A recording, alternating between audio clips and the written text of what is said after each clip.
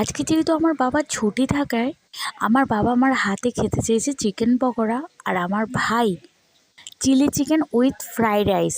সেই মতো আমি পুরো ম্যারিনেশন করে যা যা লাগে চিকেন পকোড়াতে সব করে ভাজতে চলে এসেছি।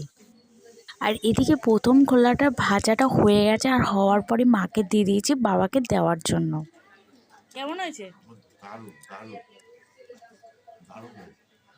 এদিকে প্রথম বাবার ভাইকে দেওয়ার পর তারপর আর এক খোলায় যখন ভাজছিলাম তখন মামামকে নিয়ে মা আবার খেলাধুলো করছে।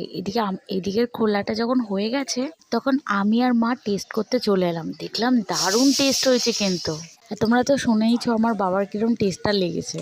আর তারপরে চিলি চিকেন হয়ে যাওয়ার পরে ফ্রাইড রাইস করছিলাম। আজকের ফ্রাইড রাইসটা ওরা সবাই বললো গোবিন্দভোগ চাল দিয়ে খাবে, তাই আমি সেই মতো করলাম। আর এদিকে মা আমায় আর একটা সারপ্রাইজ দিয়ে দিল। আমি যেহেতু মাটির পাত্রে খেতে খুব ভালোবাসি, তাই আমার মা আবার মাটির পাত্রে সুন্দর করে সার্ভ করে দিল। আর মাটির পাত্রে খেতে দারুণ